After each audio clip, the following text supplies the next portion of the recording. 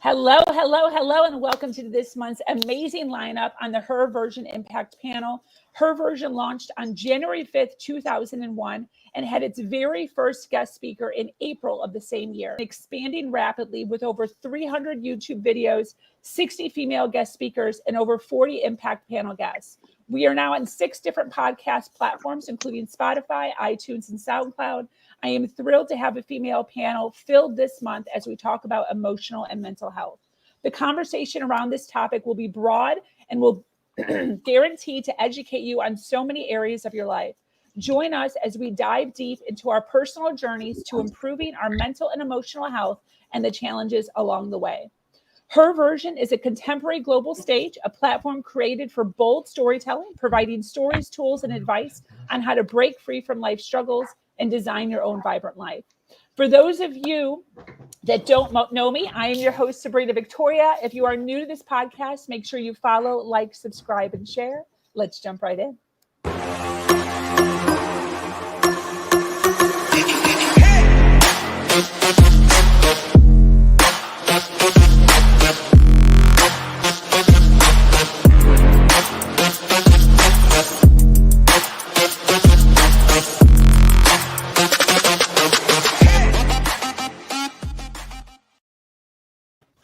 So, emotional and mental, what is it and why are so many people talking about it?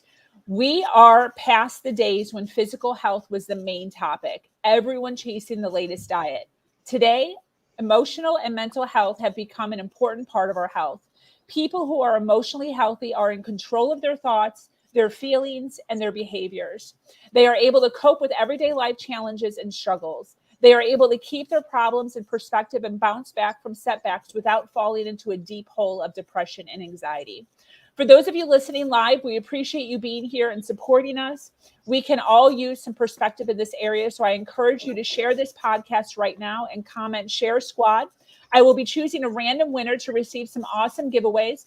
Also, this is an interactive forum, so feel free to comment or ask questions, and our ladies will be more than happy to give advice. So welcome.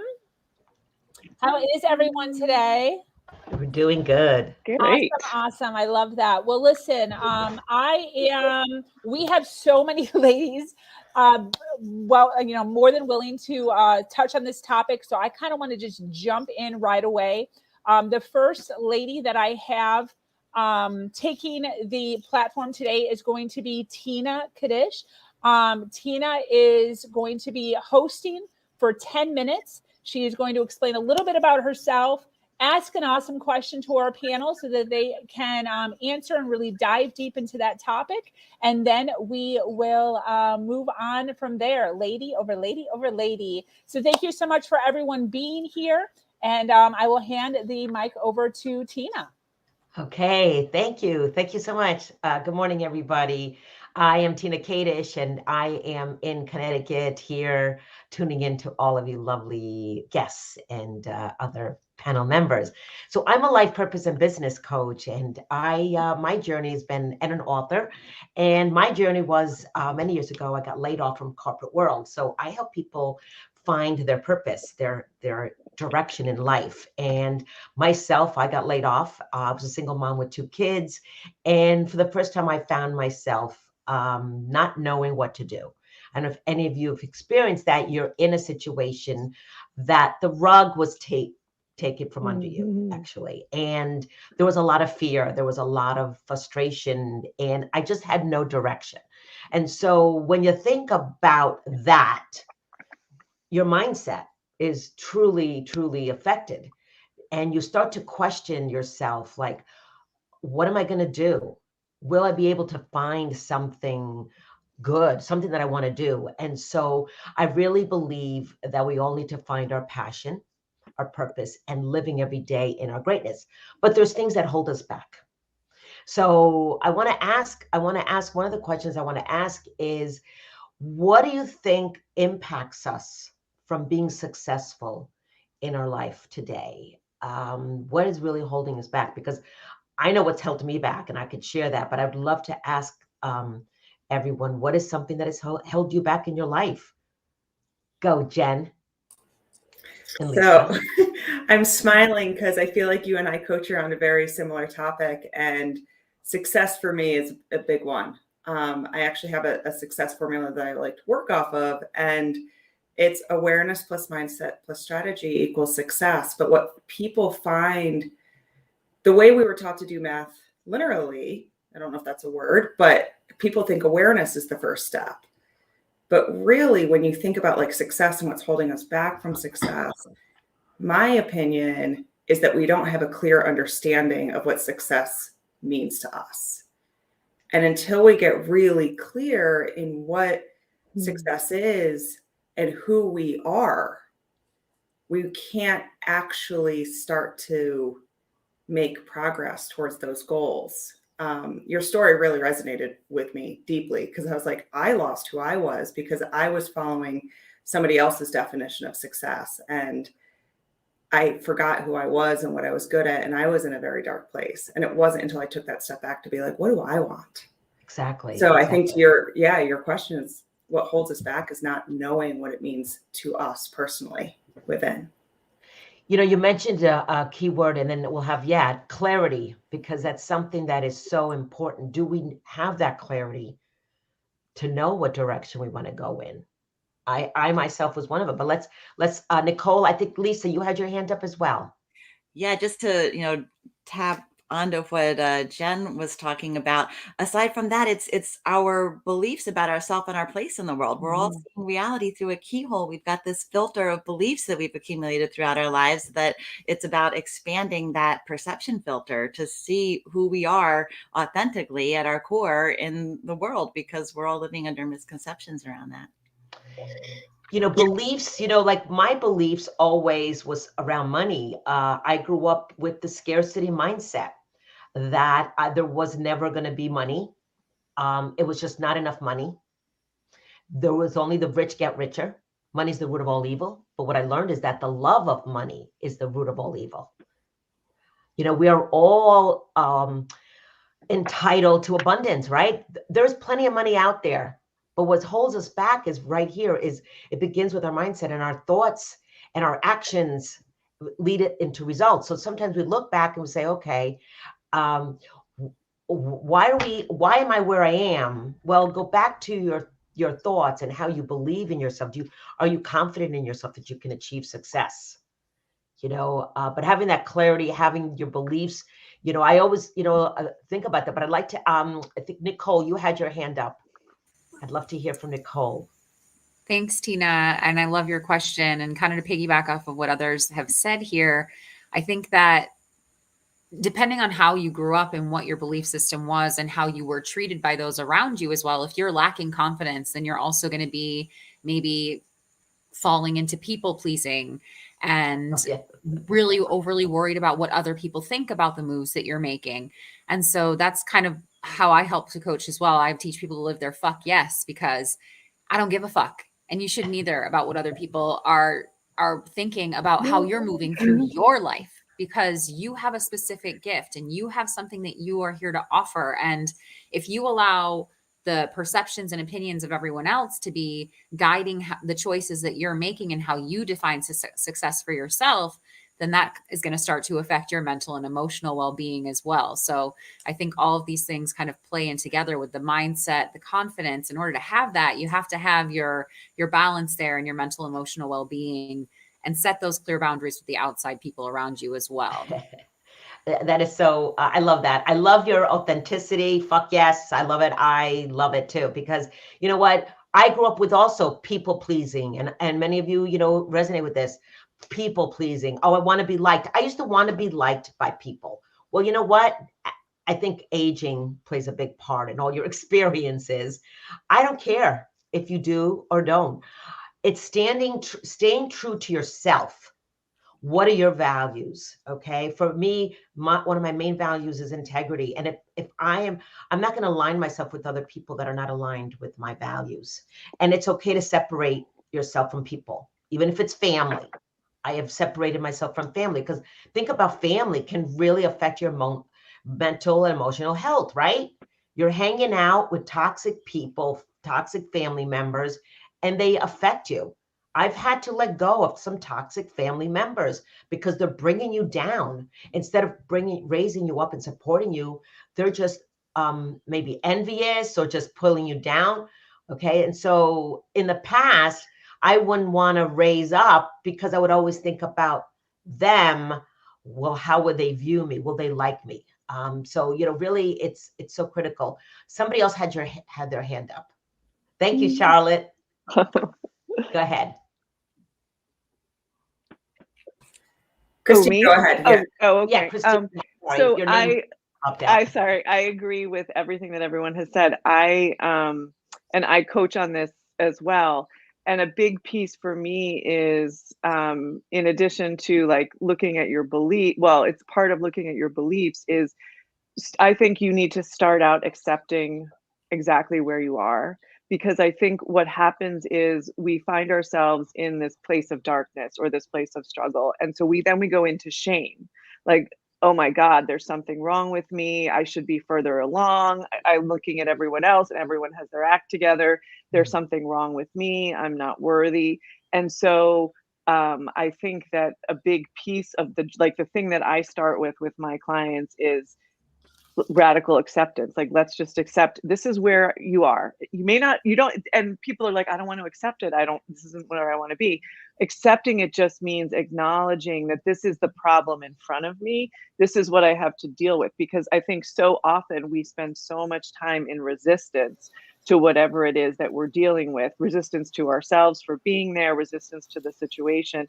And when we can accept it, and sort of make peace with this is where I am in this moment, then it frees us up to start to get clarity around where do I want to go and what are my next steps going to be.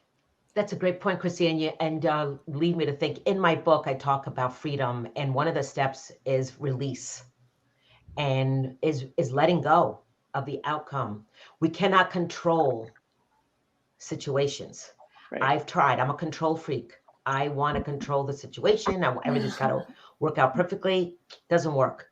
Okay. And so our experiences in life will teach us a lot of times. We just can't control it. We just have to accept where we are.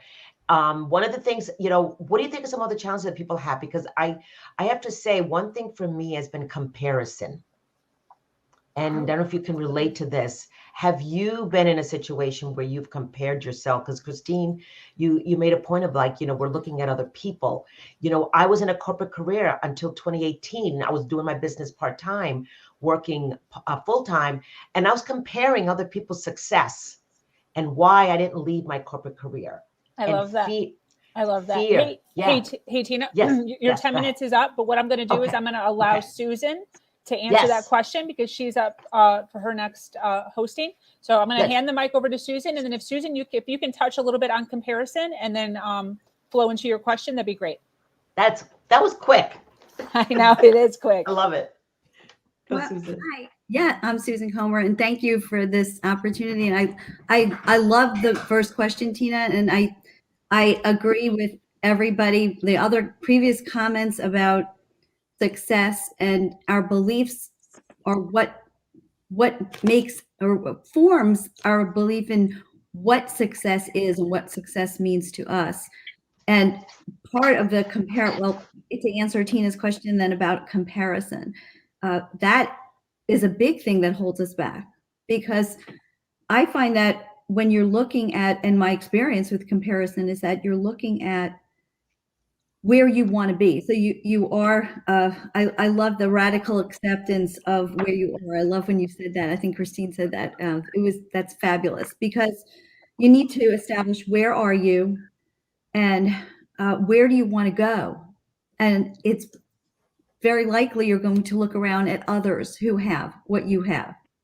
And how did they get there so fast? Or how did they get there quicker than you? How did they reach that? And why aren't it starts coming down to your net worth, or your worth as a person. Net worth is another question that we could ask. On this line, I love this conversation, and I would love to continue it, because I did have a question that was prepared, but I love this conversation that we're having. So I'd love to continue it on maybe the area of how we do move forward and then we self-sabotage, because I've done a lot of work with what you say when you say to yourself. And I do work with empowering women. I work with transforming lives through empowering and protecting women. And part of what I do is talk about, what do you say when you talk to yourself, and how do we self-sabotage? So I just wanted to open that discussion on, we get to, things are starting to go well, and then we look around maybe and say, oh wait, I'm not, we stop ourselves. And I think that's part of limiting ourselves. So that's my question is, have you experienced this or seen this experience where people they limit their own selves? That's a great one. Thank you. And Marie? Yeah. Thank you. Sometimes I think we can call this burnout, where we feel like we're doing too much. We have too much on our plate, so we want to restrict that or take some things away. Sometimes in the business, they like to say that that's a bad thing, that you're going to be like, if you take a month off, then all of a sudden you're 3 months behind or 5 months behind, like in technicality. But for me, with self-love coaching, like I really feel like that's necessary sometimes, to take that time off to, step back and reevaluate what it is that you're doing and if it's even worth doing.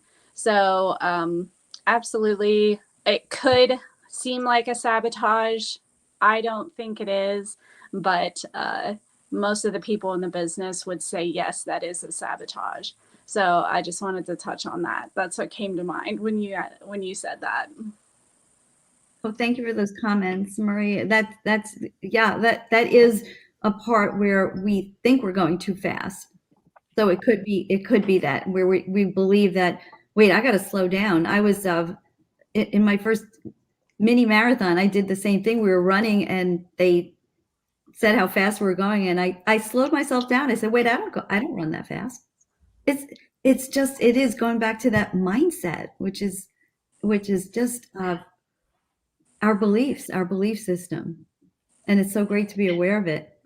Tina, did you want to say something? I want to comment. It's because we're so wrapped up sometimes that we got to accomplish, we got to do this, we got to do this, we got to do this, we got to keep going.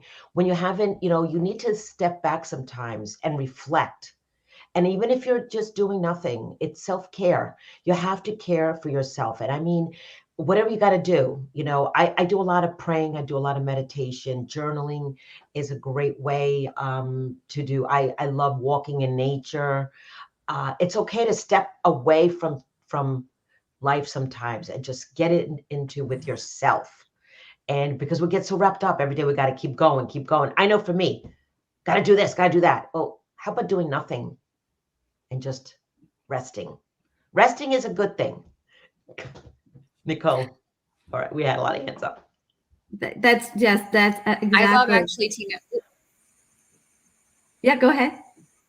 I was just going to say, I love that Tina brought up resting, because to me, resting isn't always just like, I'm not doing anything, but resting is when we allow ourselves to integrate. So when it comes to self-sabotage, there's a lot of times we're not even noticing because we're so busy moving forward. We're so busy trying to hit the next goal. We don't bother to stop and do that integration so that we can truly be embodying that next level self, right? We have to allow ourselves to really come into that next level. Okay, I'm here. What does it feel like to be here? What does it feel like to be present in this? What has changed for me? How do I keep moving forward with this? How do I make it sustainable? Taking care of myself in the different ways at this new level of wherever I'm at. So I think that sometimes self-sabotage is such a subtle, subconscious thing that it helps us to take that time to really integrate in between. Jenn, yeah, that's so right. Yes, that I agree with that. And especially now when work and life balance, everyone's working at home. So there's no line between leaving work and being at home. And we need to scheduling in rest is okay. Or scheduling in your break is so necessary. So that is an important that important comment. And who else? I think it was Jenn, and then Lisa. Okay. Awesome. And before I add color, there was a comment. Nicole, can you just explain what you mean by integrate? Yeah, integration really, like as I was saying, is more about feeling into where you're at. So becoming aware of what things have changed as you've come into this new level, and really giving yourself time to embody that. When I say embody, like I'm very much about, my practice is very much about feeling what's happening inside your body, which has a lot to do with your mental and emotional health, right? So recognizing, oh, wow, this feels frustrating to me, or this feels really exciting. How can you then ground your energy and bring yourself back? I love, Tina mentioned like being in nature. I like to come outside every day, get my feet in the grass. Maybe for those of you up in North America, it's getting too cold to do that, but can you ground, and can you just take some deep breaths and feel into your body and allow yourself to come into even a meditation or something where you shift any limiting beliefs that might still be left around. Ooh, we're here. Maybe, like you said, I don't run this fast. Well, yeah, you just did. So can we allow ourselves to sit with, wow, I can run this fast. And you know what? I can probably run faster, but let me feel what it feels like now to be running this fast. So really so allowing it's really you to about come like into your body. Yeah, I was going to say, so it's really about like the feeling and like tapping into that inner knowing is what I'm hearing you say. Thank you. Thank you. This is a great question, Susan. I feel like you're every time someone says, I'm like, ooh, I want to comment on that. And ooh, I want to comment on that. But I think what we were just chatting about with like the self-care, Nicole, I really liked what you said about like, sometimes it's doing something else. And I think what's could be really helpful when we think about mental and emotional health is taking time to understand what brings us joy. I think so often we forget about what actually makes us happy and the simple things. Like we tend to overcomplicate. And I think overcomplicating is a way of self-sabotage. But if we can just come back to the simplest thing and make a joy list of like, what are 100 things that bring me joy? And 100 is really important because the first 20 are easy. It's when you have to start getting to like number 70 and 75, you start to realize like, oh, it's not just a cup of tea, it's a cup of green tea, or it's a cup of peppermint. And you're like, you can get really specific and you can realize that like, you don't have to travel across the world for joy. Like you can find joy in your house. And when you have that list, if you're starting to kind of go down a spiral or feel burnt out, you can just look at your list and be like, well, what's something that's in my power right now to fill my bucket? And how can I pull myself out by not overcomplicating? Christine. Yeah, I wanted to, and I think that because something that I talk a lot about is gratitude and the importance of practicing gratitude to access joy. But sometimes I think if we're in a really difficult place, gratitude is almost too heavy. Like I'm so grateful for X, and so those little I think of it as like what makes me smile. So a good cup of coffee or like petting my dog, just those like little moments in the day that bring a little spark of joy and allow me to get through my day a little bit more easily. I mean, gratitude is amazing. And I'm a big believer in that, but I think sometimes that almost feels out of our, like just too big to handle. So those little moments, it's kind of like, especially if you're in crisis, okay, what can I do in this moment for just this present moment to give me just this little glimmer of light in my day so that then I can get through whatever it is that's in front of me. Yeah. That's fantastic. And because I do believe that gratitude is that factor that may be why one person is successful, one person isn't, because of that gratitude. And I think we're going to go back. Did you have some more? Did you want to add some more? Yeah, I just saw that Charlotte had popped up a question about how do I find what I enjoy, or how do I understand what I enjoy? And I always encourage people to just sit and reflect on those little moments. Christine, kind of what you were just saying about the gratitude, but if you're really struggling, you can go back and look at what you enjoyed as a child. Because oftentimes if you could go back and think about like, well, what did I enjoy doing? And it's not like, for me, I had Barbies, but like, I didn't play house with the Barbies. I was more focused on the cars, and I was always focused on taking them on adventures. So like, if you can get really into the things that brought you joy as a child and what about that, then you can kind of zoom it out and be like, well, what does that mean for me and where I am now? Another way that you can kind of understand what you enjoy is just taking that step back and practicing the pause and being like, where do I lose time? Or like, where do I lose that sense of time and space? And when you're in that flow, it's likely something that brings you happiness. So thank you for passing it back. I just wanted to acknowledge Charlotte. That's awesome. Thank you so much for all of that insight. I would like Susan to pass the mic over to Miss Jennifer Lynn. Thank you. And yes, Jennifer, we'd love to hear your question. Hey, ladies. So good morning. I am always so excited to join this panel because it's like talking with a bunch of girlfriends, and you just bounce ideas and inspiration off each other. And I think that's incredible. I love what we've talked about so far. What I want to kind of piggybacking more into another subject similar. When we talk about emotional and mental health, I love kind of that self-reflection and maybe what's holding us back, because a lot of times we do self-sabotage. But I want to kind of put the question out there to you ladies. We do have like this inner self-talk, but where does it stem from? We kind of evaluating what emotional and mental health is. On a surface level, people say, take some hot baths and drink tea, but you can only do that so much. So kind of going off of that, where that inner self-talk is stemming from. It can either come from growing up as a child and maybe that became our inner voice, whether it was a caretaker, a parent, and then moving forward, carrying it into who we surround ourselves with. Because especially in this last year in my own personal journey, without sharing a lot, I've really noticed what an effect the people that you surround yourself with have an effect on what's going on in here as well too. So I guess putting it into a question, trying to think of a good way to phrase it since we're opening that up now. Who, if you want to say one or two of them, what things did you notice in your emotional and mental health journey that was not serving you, and it had to do with people around you?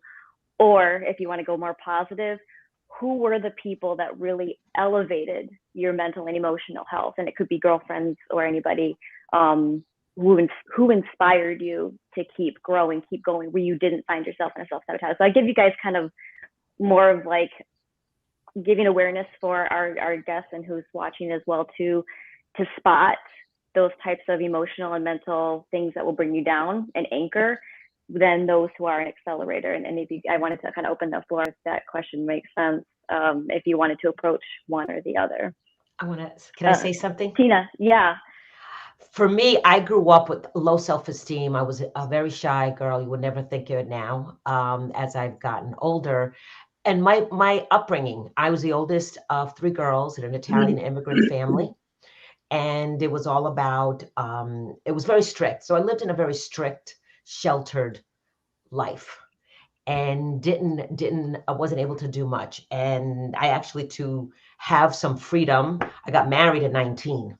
Not something I would advise, but it gave me freedom because I was able to now not have any rules. So our childhood really impacts into our adulthood. And so that's one of the things that I have to say, my upbringing, we were a middle-class family. It was a good, solid family. However, it's those words that your family says to you that really keep you here. And like, you start to question yourself. Am I good enough? Like, I never really thought I was good enough, that I could ever achieve anything, that I was just good where I was. Okay. I was always the good girl. Okay. And then I, got divorced later in life. After 20 years of marriage, I got divorced. And that's when I really started to really find myself, because you lose your identity sometimes. And I lost my identity because I was the people pleaser, being the good girl, the good daughter, the good wife. And I was always good. So, so that's, but who inspired me. There's a woman in Idaho. She was my coach. Love her to death. And she is still my inspiration, has always believed in me. So you need people that believe in you, that push you, and really give you those words of positivity. Because I grew up in a negative household. It was all negative, you know. Everything's always a problem. It was never good, you know. So yeah, but that's who inspired me. That's amazing. I love that. Thank you. Kimberly.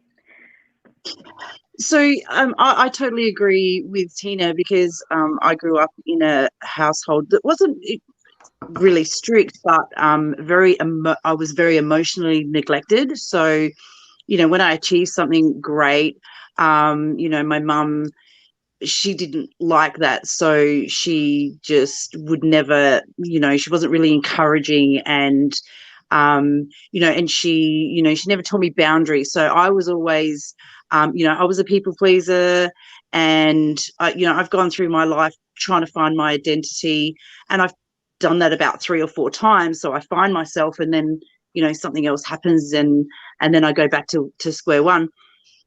But in saying that, I've got 3 daughters, and what I've noticed is, you know, obviously I parent differently to how I was parented with my girls.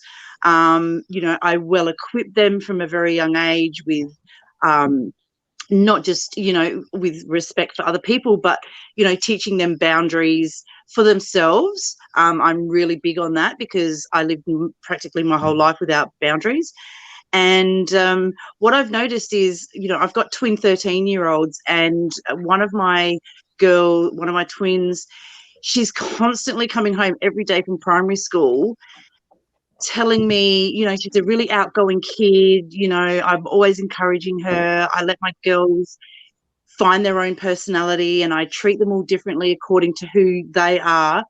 And what I find is these other girls at school are constantly, it's a really negative environment, because they're so competitive, and they're so it's a really weird form of bullying, because it's very much mind manipulation from the discussions that I have with, you know, my daughter, because she'll get in the car, and then the whole drive home she's telling me about what this girl did and what this girl said, and there's particular girls that would treat her you know, in a way where I'd have to say, well, you know, I'd have to analyze what they were saying, and I'd say, well, I really believe that, you know, she's a little bit jealous because one of her friends is very competitive. So if my daughter did better in a maths test, you know, this girl would, like, all of a sudden not talk to her.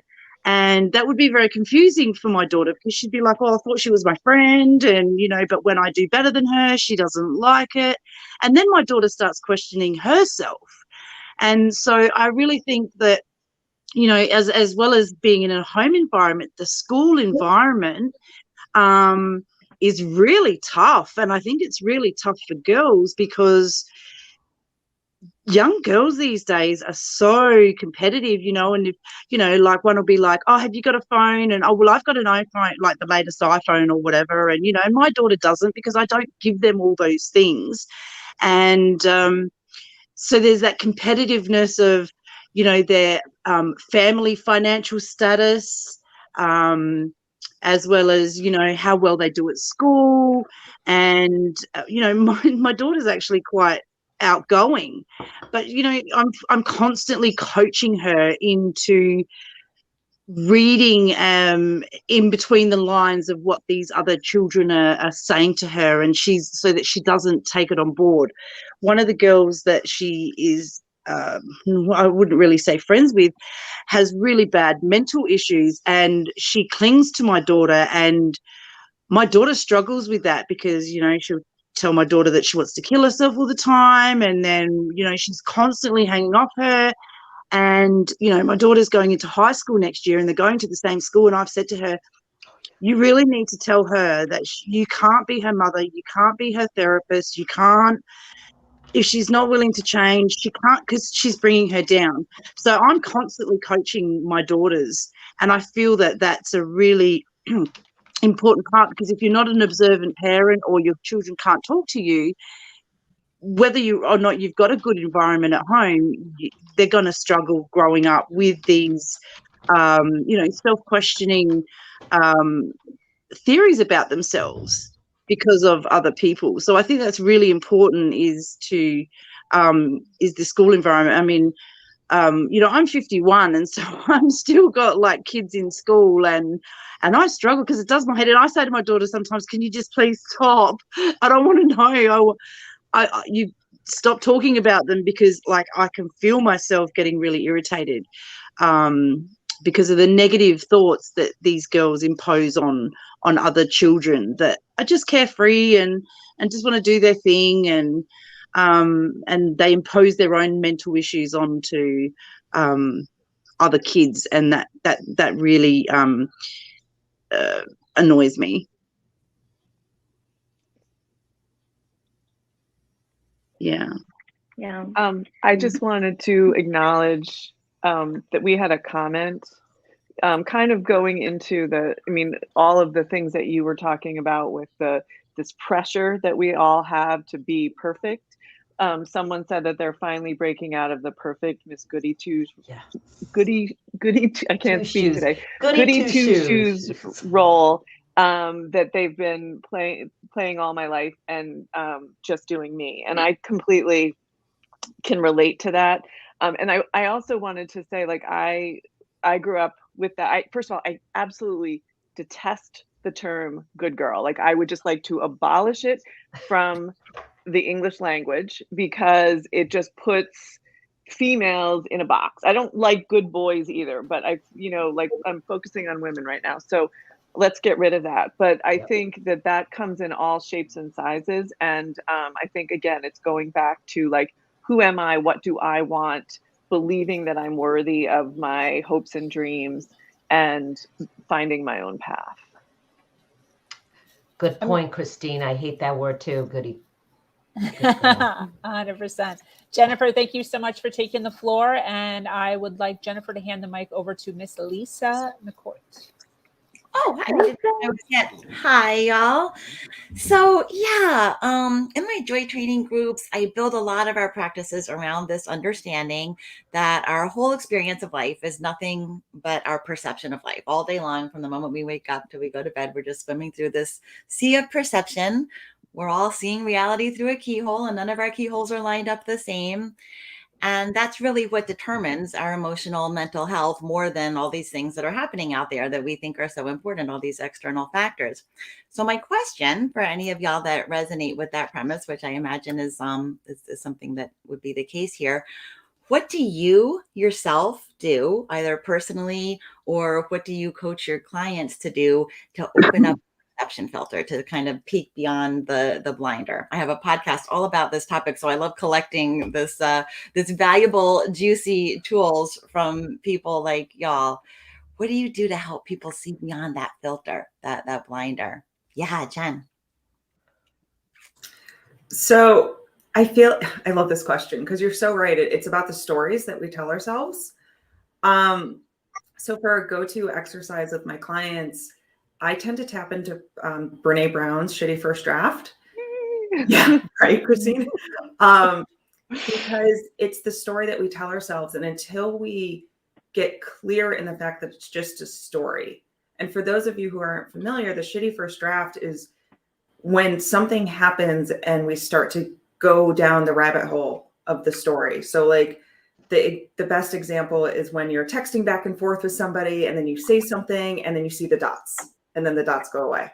And then you see the dots. And then the dots go away. And you're like, oh my God, did I say something wrong? Like, they must hate me. It's like, they were probably cooking dinner.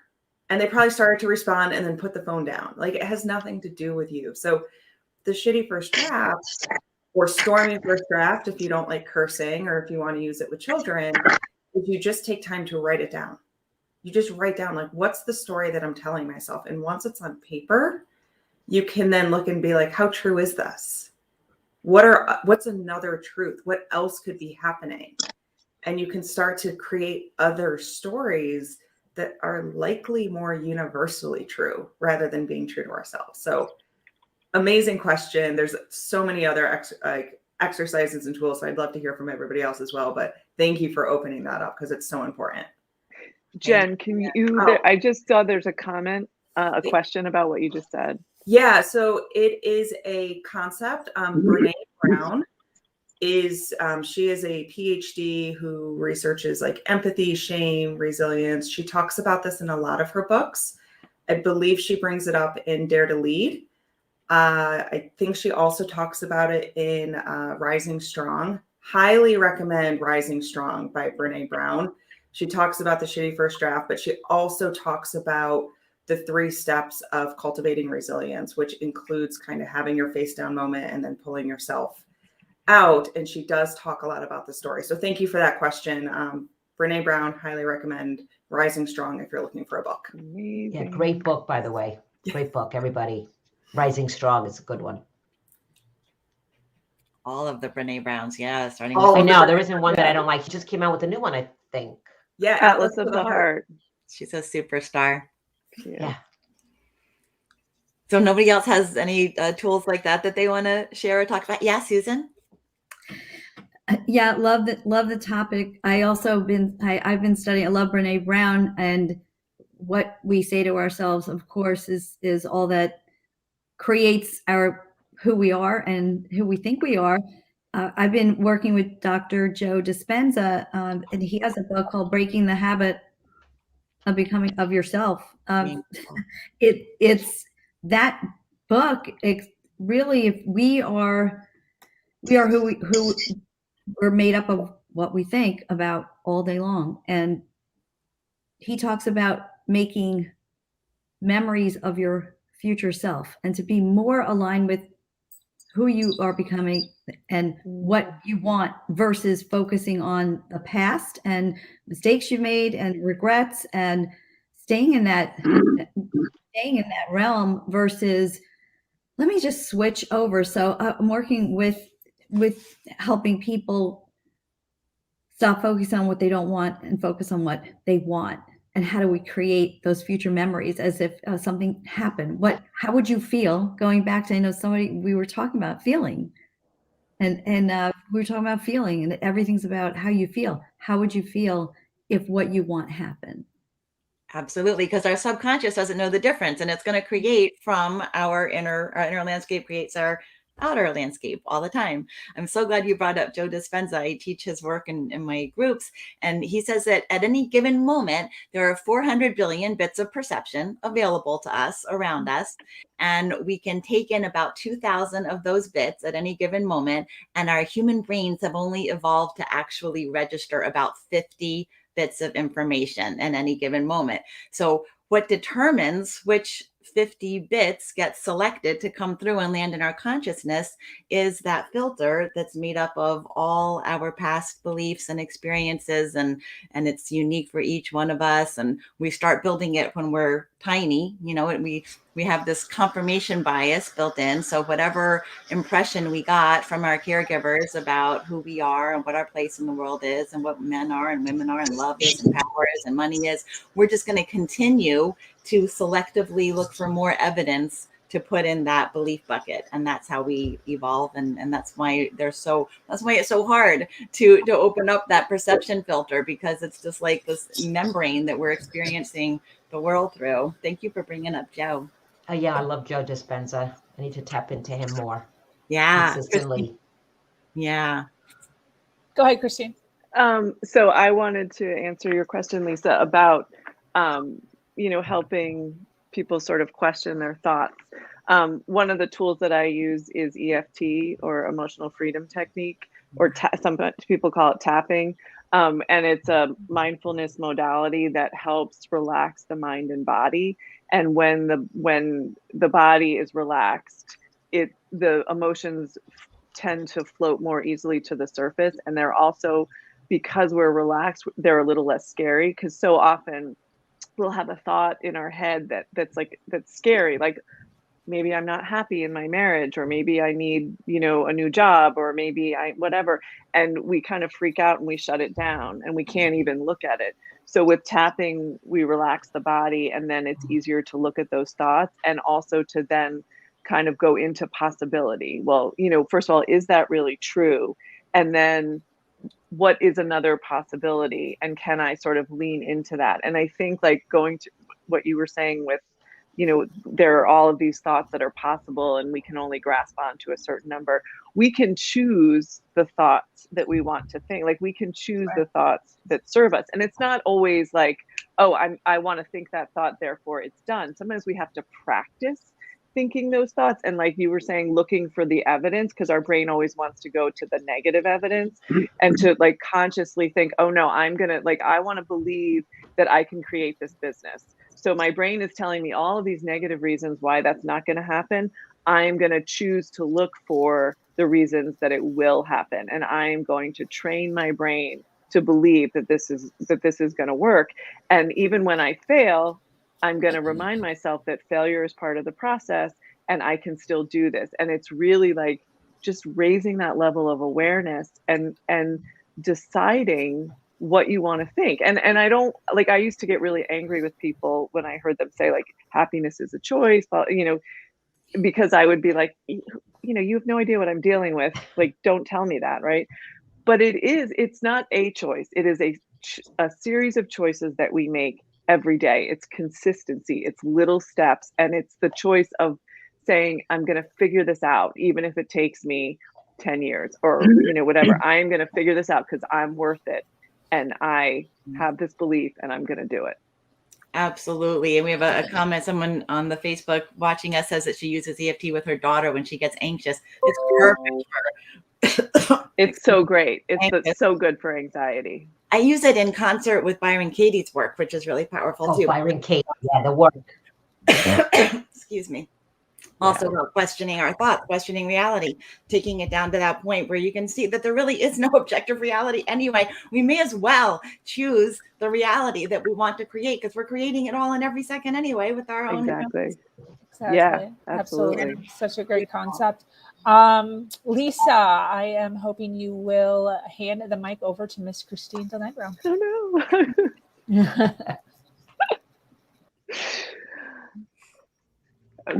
Okay, so I'm now like all in a tizzy because I think I forgot my question. I've gotten like all caught up in all of this. I think, I guess maybe one of the questions that I had is, do you have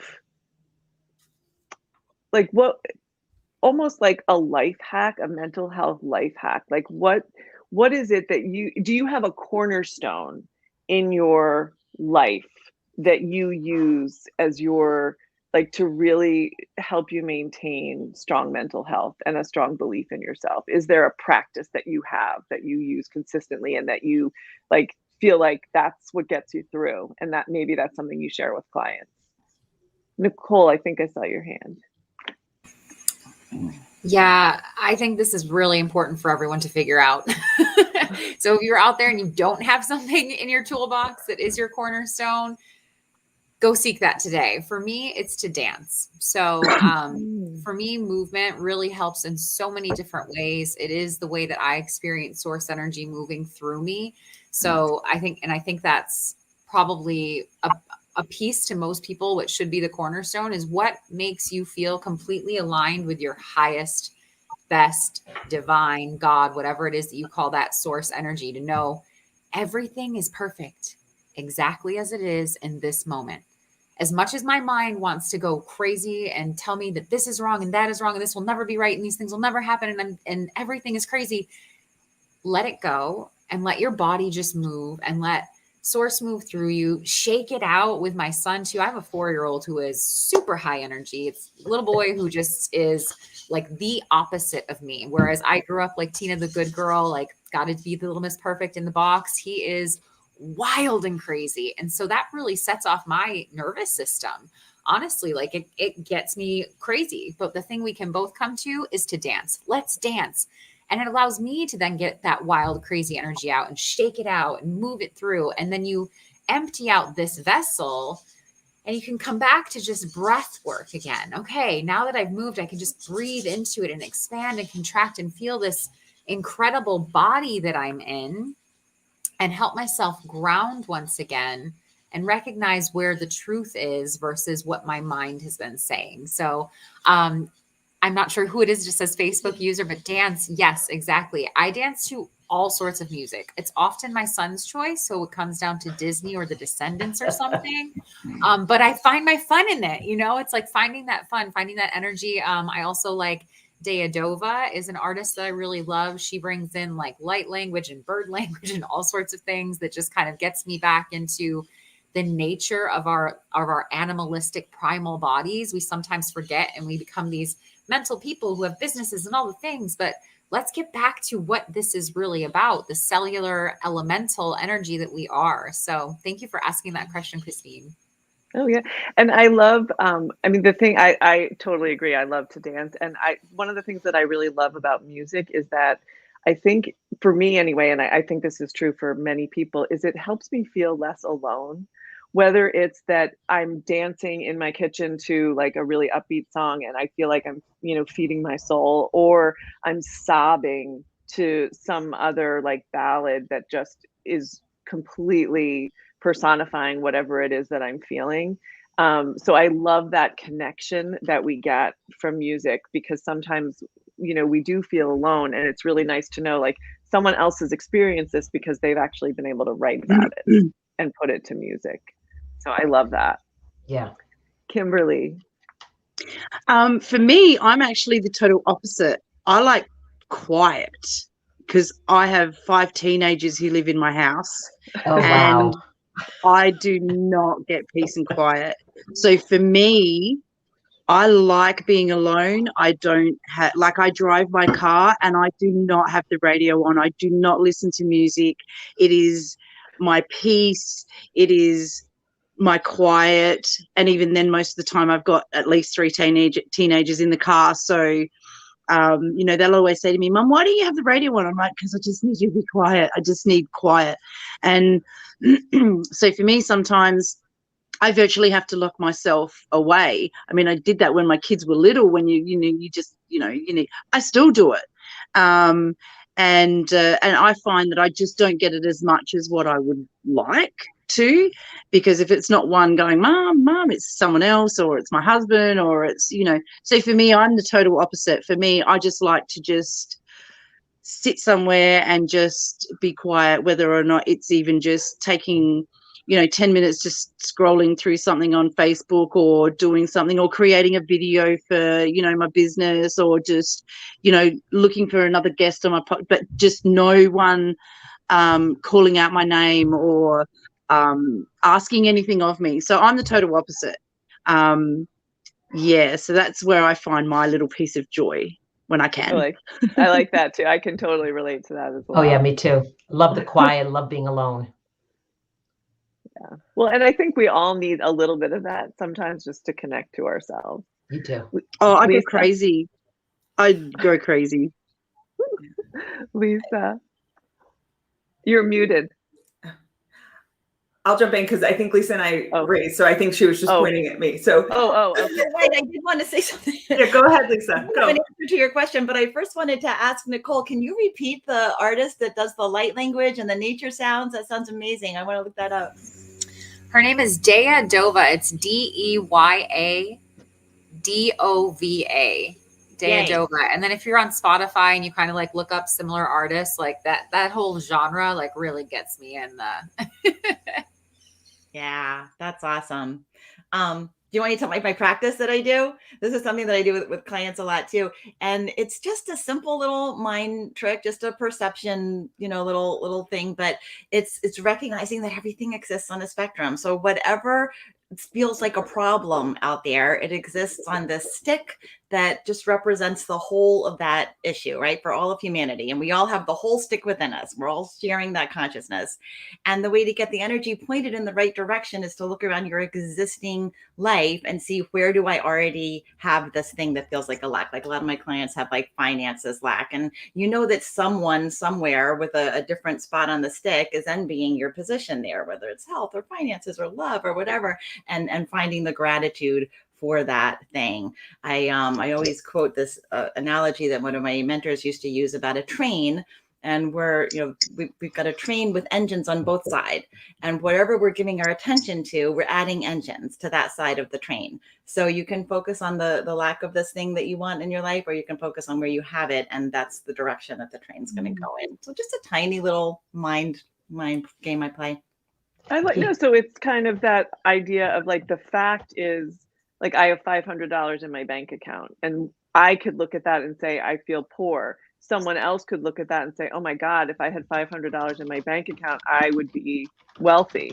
And it's all about that. But I've never heard of it on the spectrum like that. I like that. That's really cool. Yeah, and it could be health or love in your life or whatever. There's always something, and even like with abundance, I tell people, okay, so maybe you have no money, but do you have a priceless relationship with a partner or a child or a pet, something that you wouldn't trade for any amount of money? Well, then you have this like priceless thing in your life. That's abundance right there. There's all different ways to twist it and realize the abundance that we already are in possession of, and put our gratitude and thoughts there so that we're adding more engines to that side of the train. Yes. What you focus on expands. Sorry. We have to actually cut. I'm sorry. Okay. Christine, thank you so much for all of that. And I'm handing the mic over to Jenn. Awesome. Thank you. Yes. So I'm Jenn. I'm the owner of Conchi Coaching. I'm a certified mindset and empowerment coach. I know I shared my story a little bit earlier, but I kind of want to bring it back to light because it's kind of tied. It's going to circle us back a little bit to a conversation that we were having earlier. And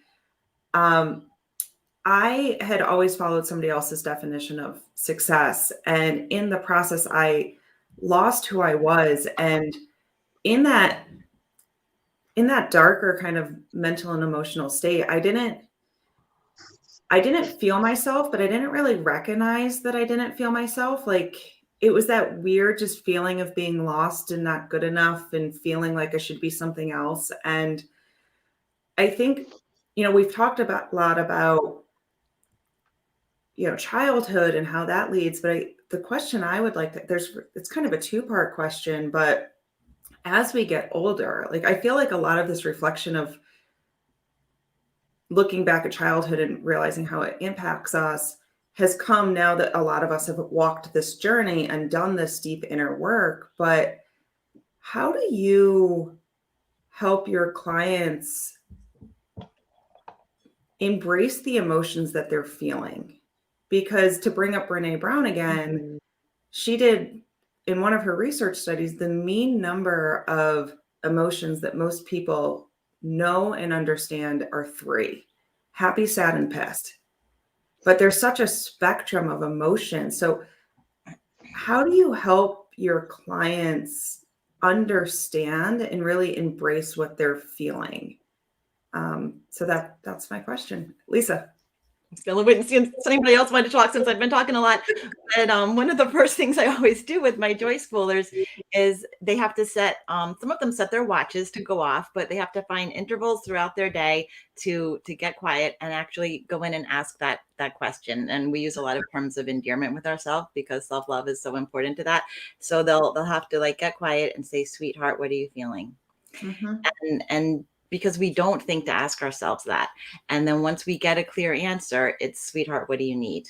Because sometimes it's as simple as, I need to open a window and get some fresh air. I need a cup of tea. I need to check out for 5 minutes and just, be quiet, as some of us were talking about.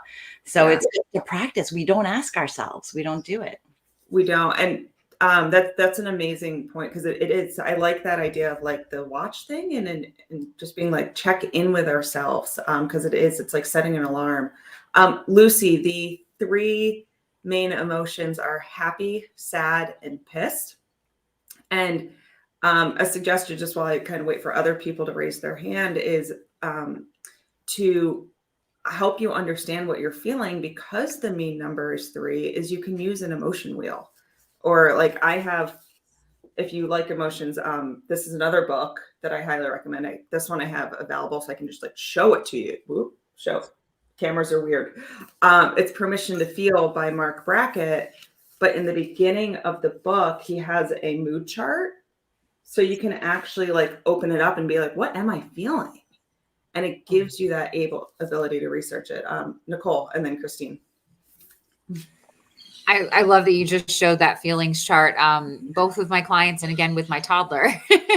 We have a feelings chart. And so when he was maybe like 2 years old, we started. And so it was, just maybe 6 or I think we had 8 actually, 8 different feelings. And so I think it's so important for children and adults, for the littles that we're raising and for ourselves and the people around us to come into more of these feelings. Like, I'm frustrated. What does that feel like in my body when I'm frustrated? Oh, there's this something in my solar plexus happening. Is that anxiety? Is it whatever? I mean, you hear people talking about anxiety all the time these days, or depression all the time these days, but there's so many subtleties within that. What are you truly feeling in your body?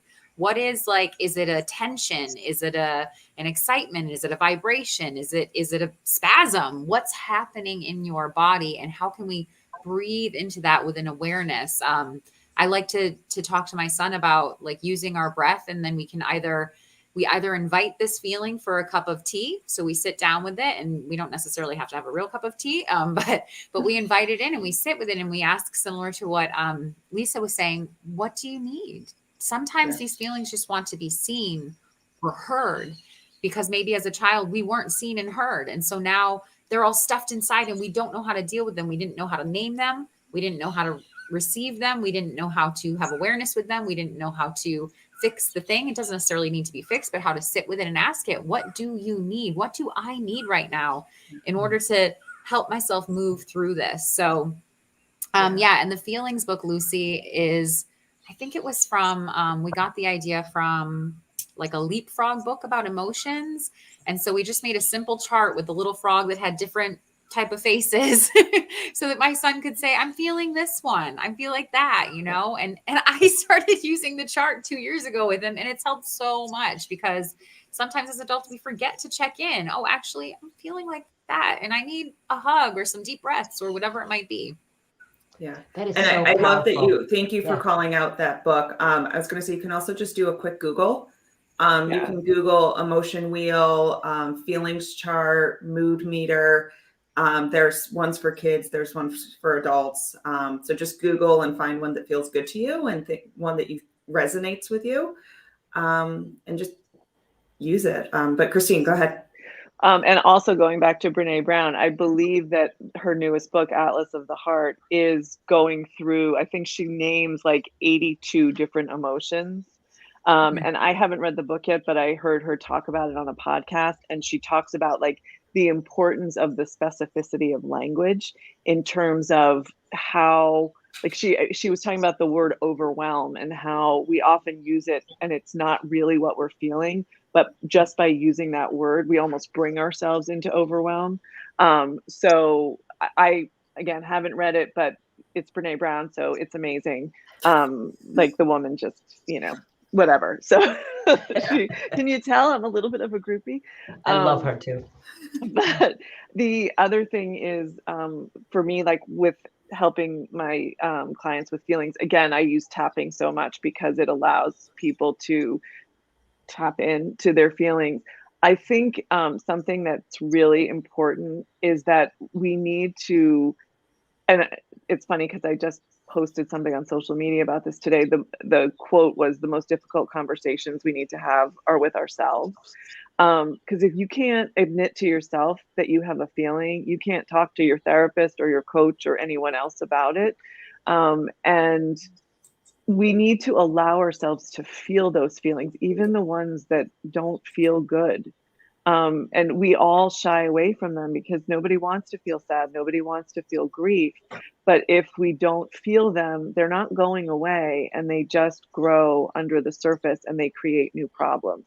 So the thing for me with tapping, and there are lots of other mindfulness modalities that accomplish this as well. The tapping is just my go-to, but it allows you to acknowledge the emotions and process them really quickly so that you can then release it. So it's about feeling them, because you have to feel them, but it helps you expedite that process so you don't have to sit in it forever.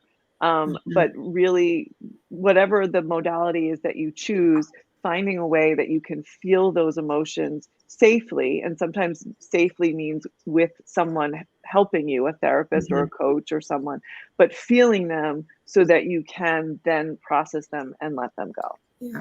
I really like that. And then Tina, I'll jump over to you, but it really is about giving ourselves permission to feel all of the emotions. Toxic positivity is real and it's dangerous. If we try to force ourselves to be happy all the time, we actually diminish all of the other emotions that we're feeling. And when we truly are happy, that is diminished as well. So that radical acceptance that we were talking about earlier is give ourselves permission to feel all of the emotions and sit with them for as long as we need to. That hug that Lisa was talking about earlier. So thank you for bringing that up for sure. Tina. Yes, definitely. The feelings is something that I've learned to be in that space.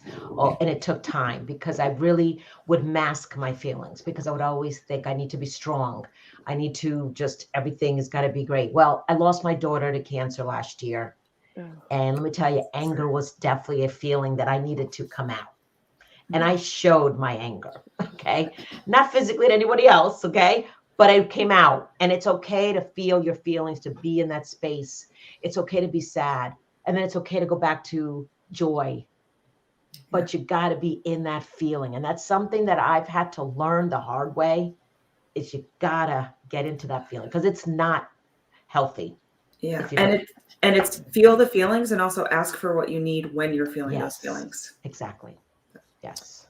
Thank you so much for all of that. I appreciate all the input on that. I do have a question from from an individual that I'm going to put up on screen.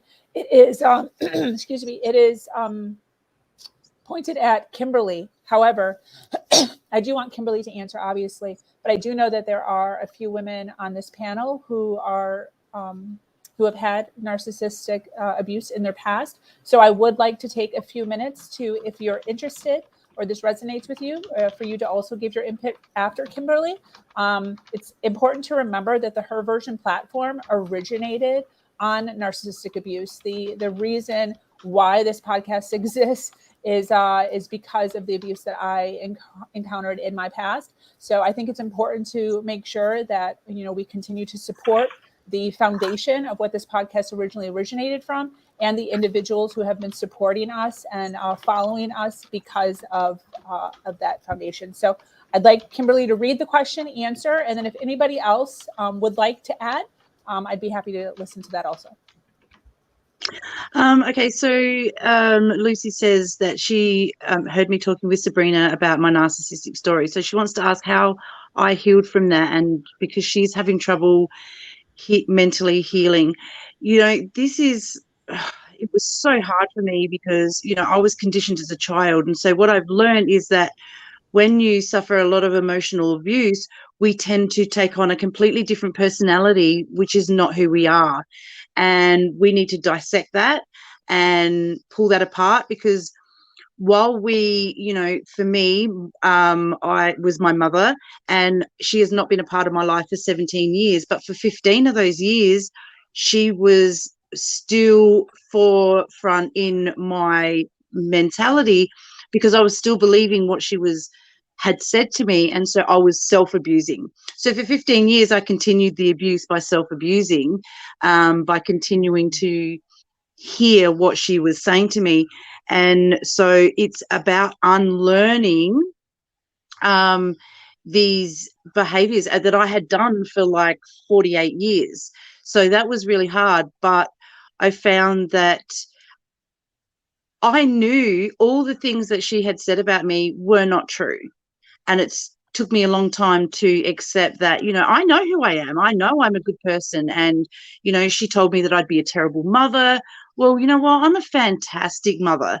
And, and I'm proud of that. And I knew as a young kid, when she was telling me that I was going to be a terrible, terrible mother, I was like, no, I'm not. I'm going to be a great mum. But I carried that on for so long. And it's really about unpacking, and it's, I'm a story listener. I don't, you know, I believe in allowing other people to tell their story from start to finish. And once you can start telling your story and you can get less emotional each time you tell it, you can start to understand, because you're hearing yourself tell your story. And, you know, it is a long process. And, you know, find someone who resonates with you and has walked in your shoes that you're in, and build that rapport with someone, so that, you know, for me, therapy didn't work. Psychologists didn't work. You know, they have their place and I fully respect them. But for me, it wasn't until I found someone that had a mother like I did and really understood where I was coming from. And, you know, and then I could get all the crazies that I wasn't crazy, and break it down. But I mean, whether you're with a narcissistic partner or you have a narcissistic parent, where you end up is the same. The stories are different, but where you end up is the same. And how you heal in the healing process is very different for everybody. You know, I'm not a meditator. I can't meditate. You know, I'm not someone who dances, as I said before. I'm not someone who can do that to release my energy. I need to be peace and quiet and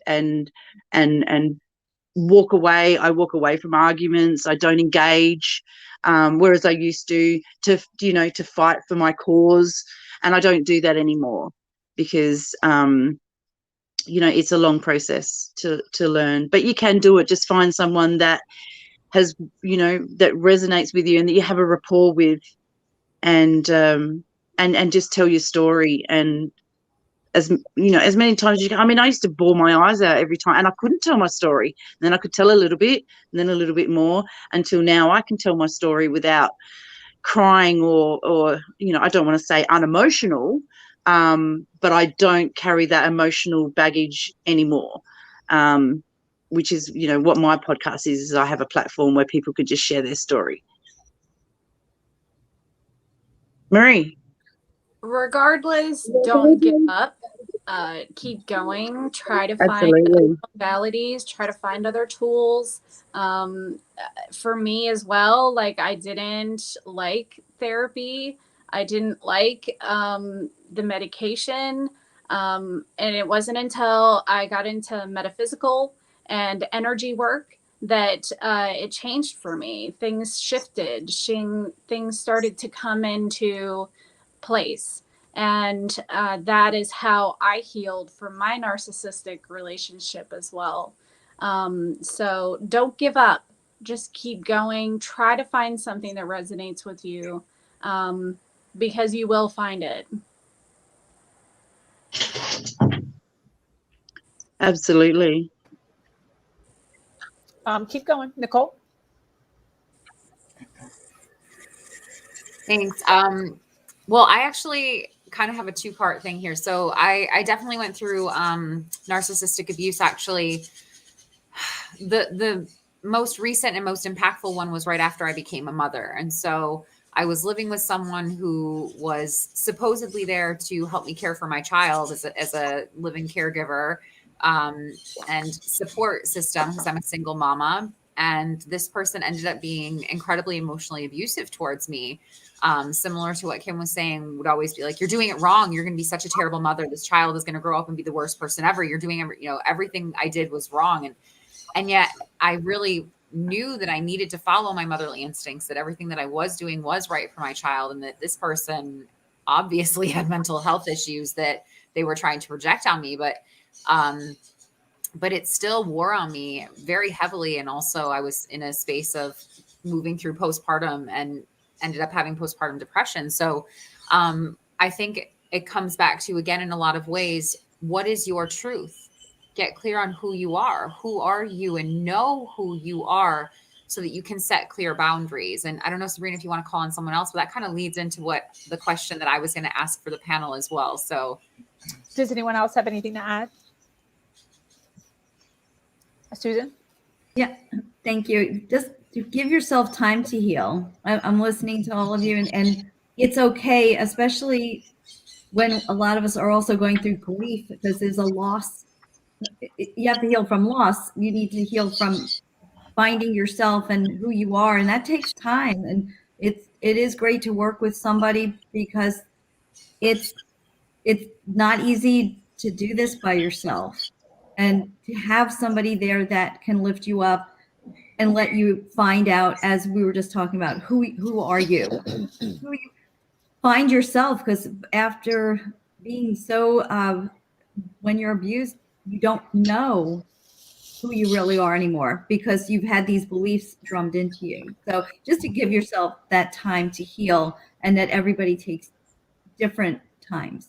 100%. I do want to add, before we jump to Nicole hosting, that one of the issues that I dealt with, and I'm not that I'm trying to project my story onto you, Lucy, but I didn't healing until I started jumping into my personal growth. So there was a whole time span, and anyone who's been in this sort of abuse can a lot of times relate to this, where all you're doing is learning about narcissism, learning about abuse, and you wind up down this rabbit hole trying to convince yourself that you're not crazy, because a lot of times with this abuse, there's no physical abuse. So there's no way to prove like physical evidence that this actually happened. It's all in your head. So I spent a ridiculous amount of time wasted on just going down this rabbit hole of proving to myself, like, yes, he did this. Yes, he did this. Therefore, I am right. And then again, over and over and over again, every video, every forum, every article I could find to prove to myself that I wasn't crazy, to prove to my world that I wasn't crazy. And it wasn't until I stopped concentrating on the abuse and the narcissism, and I started to concentrate on my own self and my own personal growth and who I am and what I want to do and what my actual identity is, because they take that from you, that I actually started to heal. So maybe, kind of take that on also. I would love to hand the floor over to Miss Nicole. Thank you so much, Sabrina, and everyone here. I'm just loving all these conversations. I'm Nicole Gayatri, and I help people to transform through self-devotion to live their fuck yes. And that has to do with figuring out who you are. And I have so many questions that I wrote down here to possibly ask the panel. And I'm like, oh, they're all so juicy. But I want to know, coming from this narcissistic question, we all have someone in our life who is toxic, right? We all have some sort of toxic relationships around us. So I want to know if you could give us an example of someone in your life that was toxic, and how did you go about extracting yourself or setting the boundaries, or how did you keep yourself mentally and emotionally safe from this person and their energy? Great question. Jenn? This is a really powerful question. And the example I'm going to use is someone who was a very, very good friend of mine for almost a decade. We did everything together. She served a great purpose early on. Like, she was my workout buddy. And then as we kind of grew and we started to go on our own journeys, I realized that I was trying to change who I was to kind of stay in her limelight, because she meant a lot more to me than I did to her. And I realized that it was a very one-way relationship of love. And as this really just happened a couple of years ago, where I started to have this recognition, and I started to notice that I was always changing who I was, or changing my plans, or pivoting and doing all of these things to be with her, or to like hang out with her. And then as we kind of moved into 2020 with a lot of politics in the limelight, I realized that from some of her choices, she didn't see me for who I was. And a lot of the things that she was doing, like, no, like, if you're doing that, then you don't see me as a person, and you can't separate the two. And it got to the point where I did start to make space and kind of speak up for myself. And I started to do things. And when she would try to guilt me, like, I went paddleboarding with some friends, and she's like, I can't believe you didn't invite me paddleboarding. I'm like, you don't even own a paddleboard. Like, what? Like, why are you trying to guilt me into this? And so I started to kind of speak up for myself and be like, I am not apologizing for living my life. And then she was going to come visit me here in Oregon, and she made some comment, and I actually called her and I was like, until you realize and see me for who I am and truly embrace the fact that your choices are impacting me personally and my health and my safety, I need to create a boundary, and I need to ask you not to come visit me. And it was really powerful because I kept it grounded in me. So when it comes time to cutting these toxic people out, like, don't point fingers. Don't say you did this or you did this. Like, for me, it was really powerful to just say, I don't feel safe around you. I don't feel seen. I don't feel safe. And unfortunately, choices have consequences, and the choices you're making, it means losing me as a friend, but it also means protecting my health and safety. A choice I'm making by separating means I am losing you as a friend. And that was one of the most powerful things. It's been 2 years, and we did have kind of a go around a couple months ago when I did officially move to Oregon, and she went off on a tangent about how I threw our relationship out the window. I'm like, well, I don't see it that way, but that's your story, and I'm not going to change your story. So it's really just being confident in who you are and what you need to be safe, and standing up for your safety and security. I love that, Jen. Great question. Yeah, no, and I think it's so important, like you said, when you keep it grounded in yourself and you make it more about my self-love, my mental health, my emotional health is more important than whatever the drama that this person is bringing to my life, right? Setting that boundary for yourself because you love yourself enough to take care of yourself in the ways that you weren't previously. Right. And it's recognizing that you're worthy of self-love and protection. Yes. Yes. And then I saw Lisa raise her hand, but the one thing I also want to call out is, like, sometimes toxic people aren't these like evil people. Like, sometimes they are a friend or a loved one who all of a sudden you just realize, like, whoa, this isn't serving me the way it used to. Mm-hmm. So things can change, things can evolve, and it doesn't necessarily have to be evil. So yeah. Thank you so much. Lisa. I was just going to jump in because I saw the comment from one of my joy schoolers, Kim, saying that this mirrored her story. And yeah, Kim had a very, very similar situation with somebody so dear to her.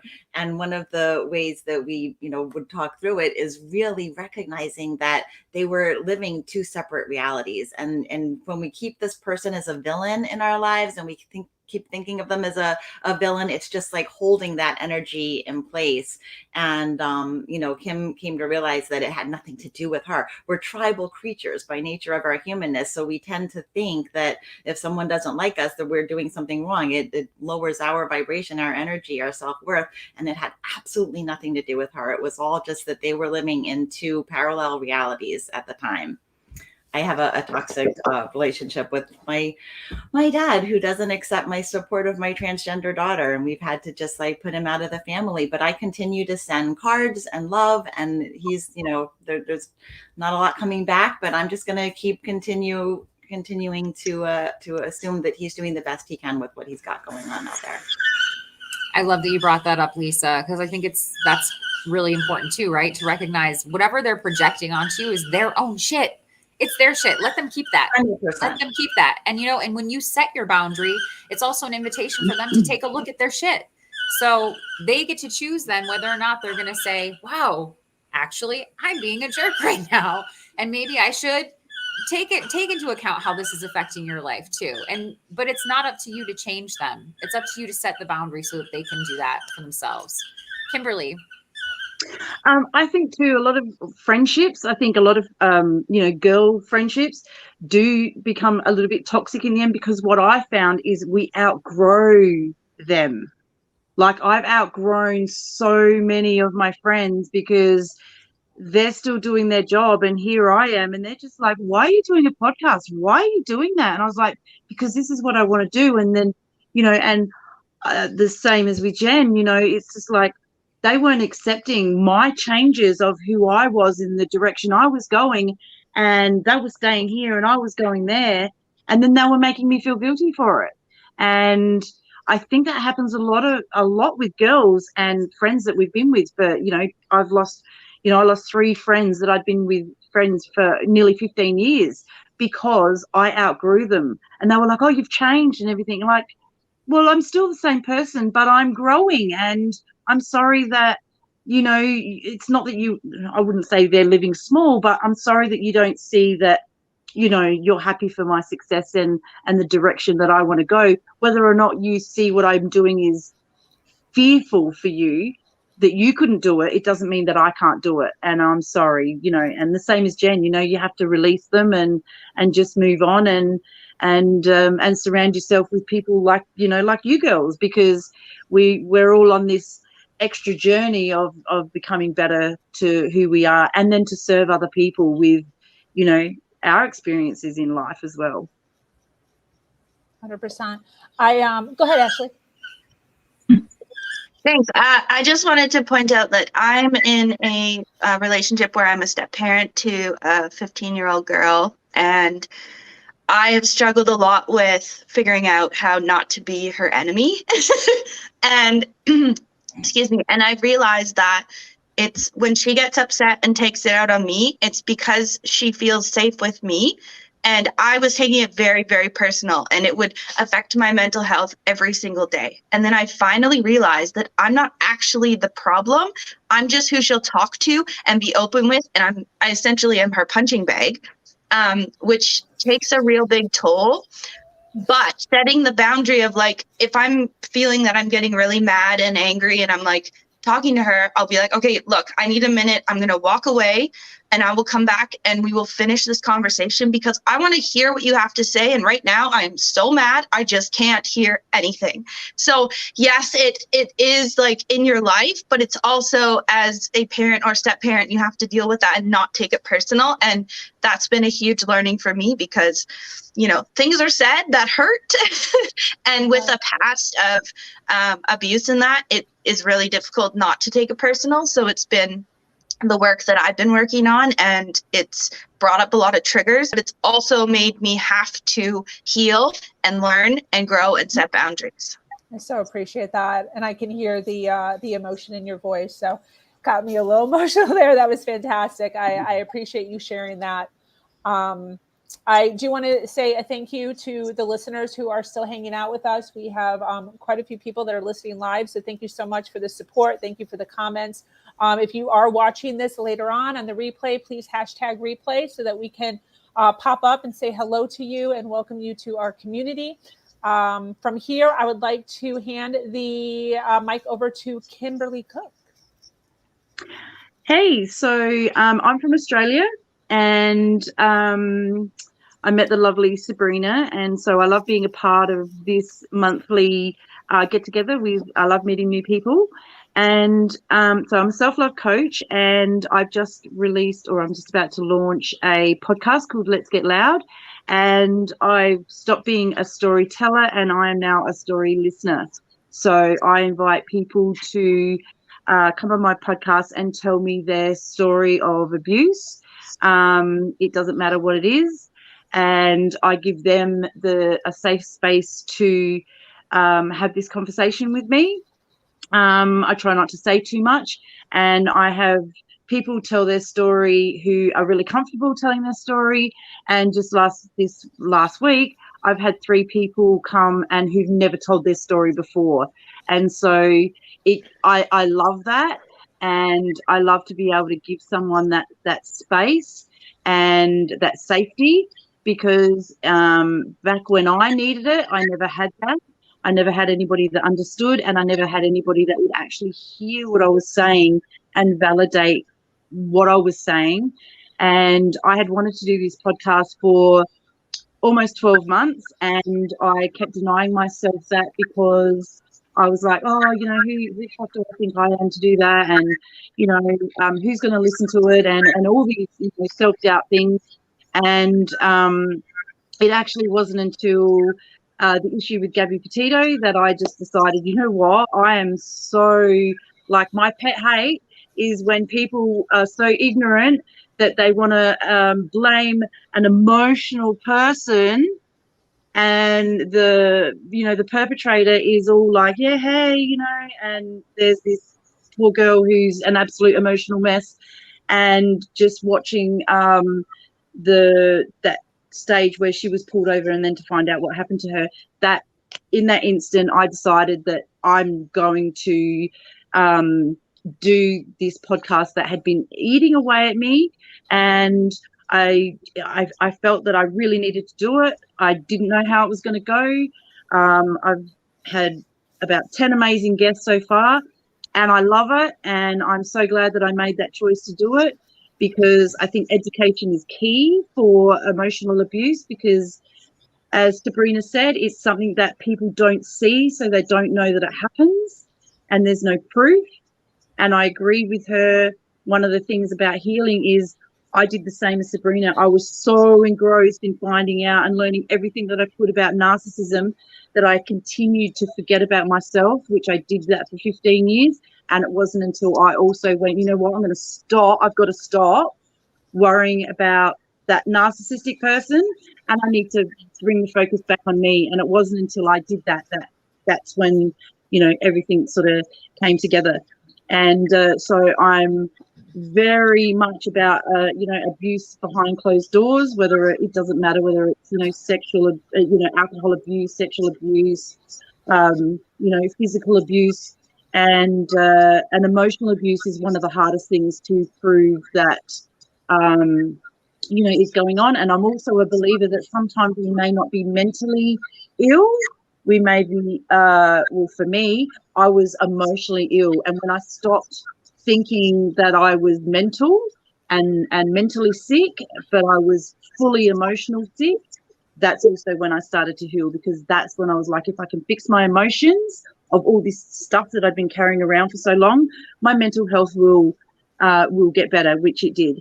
And so my question is, how do you, how do you tell your story? And, when was the first time that you actually could acknowledge your story? Because I couldn't tell my story without feeling so much shame and embarrassment until I was like, well, what have I got to be shameful for or embarrassed about? It wasn't me. And so, yeah, my question is, like, at what moment did you feel that it was okay for yourself to tell your story without feeling that you couldn't?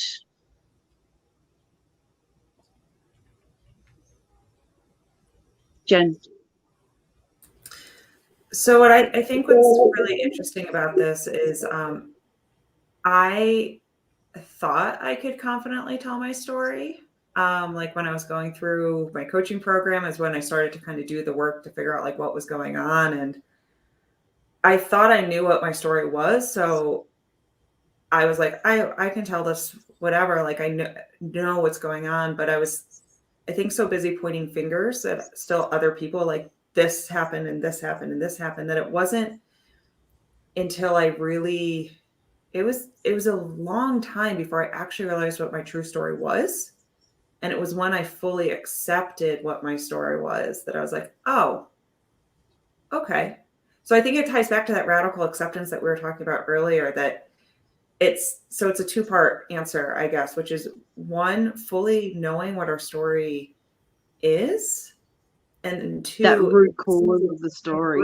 Yeah, because for me, I was like, oh, like I'm walking somebody else's definition of success and like blah, blah, blah. These are all the things that are holding me back. But it wasn't until I fully embraced it, like, holy crap, I was the one holding myself back. And thankfully, I don't have a traumatic past. I'm not a victim of abuse. So I don't want to say I didn't have as much radical healing to happen, but it did take me longer to realize what my story actually was.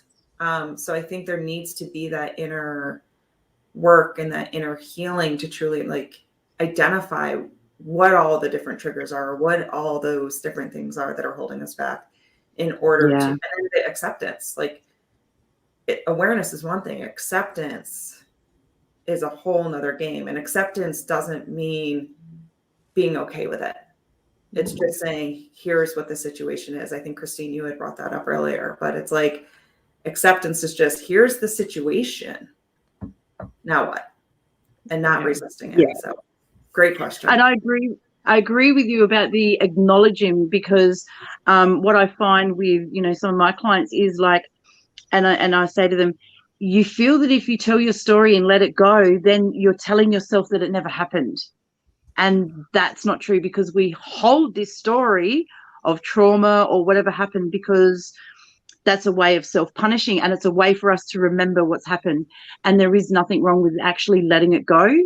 And that can be a really hard thing for some people, is to let that story go and not feel that, you know, oh, but if I let it go, then it means it didn't happen. No, it doesn't mean that. It just means that you've acknowledged and accepted and you've let it go, because emotional baggage is very, very heavy. And, you know, and I got to 51. I was like, I don't want to live my life like that anymore. I can't. I've got to let it go. And now what can I do with my life? And when I let all that go, now look at all these amazing things that I'm doing.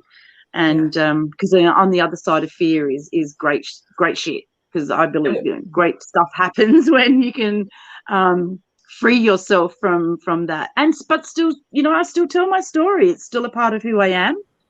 And yeah, I love that answer, Jen. So I just want to add one thing about like the letting it go. And then Ashley, I see you have your hand up, but it's like letting it go, to your point of like, it still happened. It's like acknowledging it, just, it's releasing the weight of it. It's being able to talk about it without the emotional weight.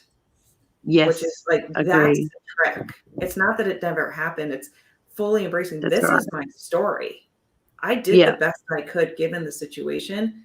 I'm just not going to let it weigh me down anymore. But Ashley. Yeah. Ashley. Yeah, thanks. So mine's a little bit different. So for me, growing up, I was always told, you know, like write in your journal, it'll feel good, get things out. And I was always like, if I write things down, it means they're real. So I would bottle it up and pretend that things never happen. And so with COVID, I found that I was going into a deeper hole, and I was like, I need to figure this out. So I started writing stuff out, and I was like, okay, it's okay to write it out. It is okay. It's going to feel good. It's going to suck in the beginning, because let me tell you, when you write out your story, it takes a lot out of you. And then you realize what you've been through and how you've got from where you started to where you are now. And once I started writing things out and just getting it out of me, I felt so much lighter.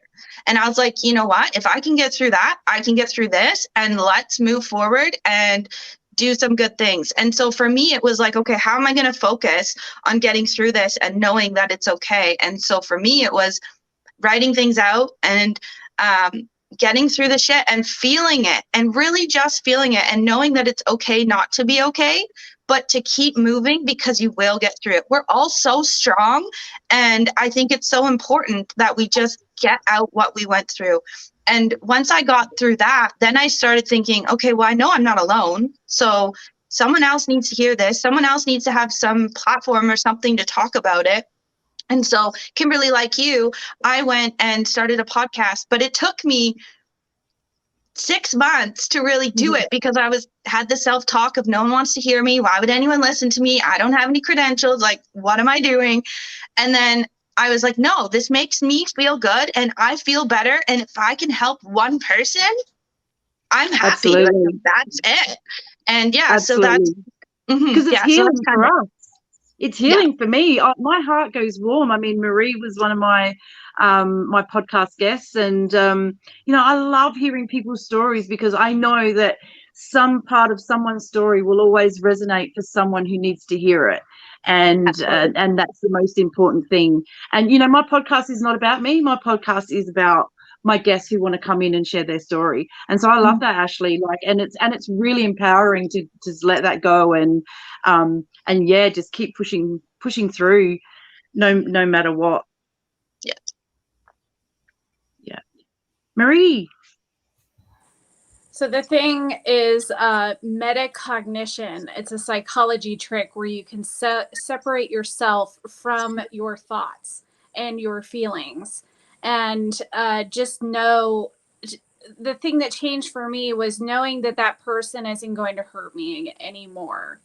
To know that I was safe in my space, to know that I was safe now, and that it's the thoughts, the intrusive thoughts from what happened is what was hurting me more than the situation.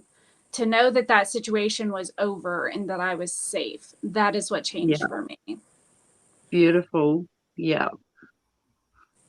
Sabrina, you're muted if you're talking to us. I was wondering if Lisa had anything to add. I did. I just wanted to, since we're talking about stories, a practice that I do in my all-day workshop, so it's kind of a lengthy practice, but it can be so helpful, is to write the story out from wearing these 3 different hats. And the first one is you write it with the intention of being the biggest victim that you can access within yourself, with everything that the world did wrong to you, every reason it sucked so bad, every shitty thing that this person made you go through. And you write the story out that way and feel every single emotion with no judgment on the feelings. And then you write it out a second time, which we do a little bit later after some other stuff in the workshop, where it's just the facts, no emotionality, just the bare bones skeleton facts of what took place. And then finally, the last time that we write it out, it's in dialogue with your higher self, your wisdom. And if the universe shows this, I love that. For me to go through, what would the message I love that. That is great. Yes. Yes. That's really great. 100%. I'm glad that we added that one in. That was great. Thank you, Lisa. So we are heading towards the end here. We have 2 more hosts. We have Maria up next. Hi, I am Marie Martin. I am a certified Reiki master, and I am a transformation coach and recently a published author. Yay! Congratulations. Thank you.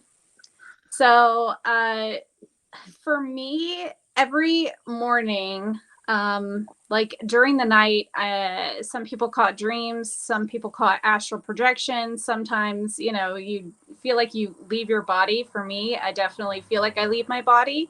And when I come back in the morning, it feels like it's slammed into my body. Like I just feel like I just wake up like crazy, not like, not necessarily even a good feeling. Sometimes I wake up in a panic. I wonder if anyone has any suggestions on how to help ease that, to not feel so crazy in the morning. I have a morning routine that I do, and it changes. I don't always have as much time in the morning, but on a good day, I will do a thought download. So I'll write for 15 minutes or 3 pages, whichever comes first, just like stream of consciousness, whatever's in my head. And then whatever comes up in that, I tap on for 5 or 10 minutes. And then I listen to a guided meditation. And so that is how I just start my day, as many days of the week as I can. And I find that it helps me feel grounded, because I have that same thing where I wake up and I've got all this stuff going on in my head and I don't know, where to go first. So the journaling is really helpful, and so are the other mindfulness things, because it just helps relax the body. So those are my tricks, or my tools, I guess is a better Thank you, term. Christine. Nicole? Well, on the days where my toddler doesn't jump on top of me to wake me up, I know that can be a jolt back into your body as well. But what I do like to actually have a practice with him of mindfulness and breath work. So we have like snuggles, which again is grounding back into our bodies. So snuggling in and feeling, how am I feeling this morning? How is my body feeling? And breath work, breathing, just really coming into your breath again to bring that energy back into your body. And then I actually host an alignment activation call every single morning at 8:30 a.m. Central Time. Well, now it's 8:30 here. I'm in Costa Rica. And so we don't change time zones as the US goes back and forth. And so we jump on this call every morning, and it's a group of people, whoever feels like showing up. And I allow this to download through Source and whatever Source wants to give us that day. So we kind of have a recap of the last 24 hours, things and energies that we might have been moving through. And we bring awareness to those things and acceptance of those things, as a couple of people have mentioned. Okay, so this is what's happened. And now if we are to empty out and listen to Source, what does Source want us to do today? So we come into that energy and we feel into, sometimes we ended up doing a guided movement. Sometimes I end up channeling a full-on journey where we may go into the astral realms again. And other times it's a dance. Other times it's reading from different card decks that I have. We just kind of let Source take the wheel for a little while. And I think that's kind of important to kind of bridge those two worlds between astral dream world, subconscious, unconscious, into bringing that into your day. And how are you going to start moving through your day with this as well? So I don't know if you want to attend to this question that's popped up on the screen. Not really a question. It's just a statement that she is very tearful. Rewatch this with her 19-year-old daughter later. So much helpful tools to put into use. So this is beautiful that she feels like she has some great information that she can take. That's amazing. Anyone else? Christine? Oh no, I'm just the comment made me teary. So I mean, that's what you want. Like, that's the hope every time you do something like this, is that the information that we share is reaching someone who needs it and is going to help them take whatever step they're ready to take forward. So thank you so much for that comment, because that's, I think for all of us, like that's really what we want, is to just feel like we are helping someone else. Susan.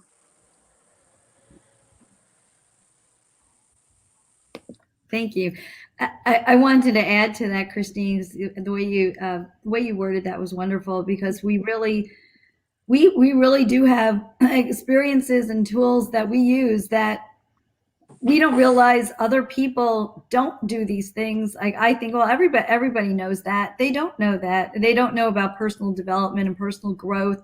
And I'm working with a few people that they have not really taken the time to work on themselves. And that's where all of this comes from. And to answer your question, Marie, is that, and it's Maria? Marie. Thank you. To answer your question, Marie, I wake up and I follow Hal Elrod's Miracle Morning, where I wake up in gratitude. So I say I do a lot of thank yous all day, but when I wake up, it's okay. What am I so grateful for right now? And sometimes that grounds me right away in the morning, and go into a little meditation. And then what do I want my day to look like? So just to put those, and you could do those very quickly, or you could do them if you have more time, but everyone could do a few minutes of each in the morning, and it really just changes your whole outlook on the day. Thank you. Thank you, Susan. Lisa? I was just going to throw in, since you asked about grounding practices, one of my podcast guests recently talked about elephant feet and dragon tail, which I had never heard before. That's so cool. Anytime that you need grounding, just focus on the bottom of your body and imagine that your feet are like big, heavy, clunky elephant feet as you walk around your house, and then to imagine a big, heavy dragon tail extending from the base of your spine. I thought that was really cool, because I have those moments you're talking about where it's like, oh, I'm up there, and it just sort of pulls you down into your body. Thank you, Lisa. Ashley? So for me, I do similar morning routine. Mine's kind of opposite as Christina's. If I'm feeling like really anxious or just needing something, I start with a meditation. I have an app called Headspace, and they have great, I don't know what you want to call them, sessions, where you can do like 3 minutes, 5 minutes, 10 minutes, 15 minutes. So it kind of depends what you need. And then after I do that, then I'll get out my journal and I'll write like things I'm grateful for, how I want the day to go, and what is important in that day. Because a lot of times we're so busy doing so many things, and if we have kids, we're taking care of them. and we forget what's actually important for that day. So if you have like 3 things you really need to get done, if you write them out, then they're on the top of the head.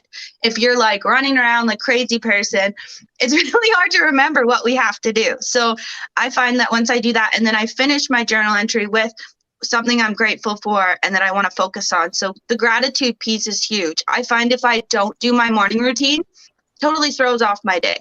Even if I do a piece of it, like if I start with meditation and I don't have time for the journaling, I'll do the journaling later, because I find once I meditate, I actually open up all my feelings so that I can write them out. Whereas if I write first, I get stuck and I'm like, what do I put? And so I find doing the meditation first really helps me. Thank you, Ashley. I love that. I do want to add one more comment before we move over to Ashley. This doesn't exactly answer your question, Marie, but one of the things that I do is I like pat myself on the back all day. It's starting really early in the morning. So like little tiny things that I do, as simple as making my bed, I literally say out loud many times, always to myself, but sometimes, many times even out loud. But I'll turn around, I'll look at my bed and how amazing it looks, and I'll say, yes, girl. You know, I'll make myself a beautiful pink, gorgeous tone smoothie, and I'll be like, yes, girl. It's really important to make sure that there aren't other people in our lives that are patting us on the back for all of the amazing things that we do all day, every day. So a lot of times we have to be our own cheerleader. We have to give grace to ourselves and say, hey, listen, we got some shit going on in our lives, but we are freaking getting shit done. It might not be exactly the way that you're picturing it or your blueprint of what you exactly wanted, but there are so many things in your life that you are doing right. And instead of just going along being like, well, that's just part of life, you have to acknowledge yourself and acknowledge the fact that you are getting up and you are making your bed. You are getting up and doing that walk. You are getting up and making that smoothie. You are getting your kids out to school on time, to the school bus, or are driving them to the school on time.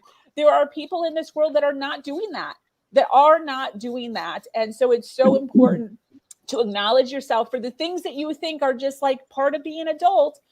You are rising above and you are doing things in your life to be proud of. So throw out some yes girls throughout your day and acknowledge yourself for how amazing you are and the things that you're accomplishing in your life.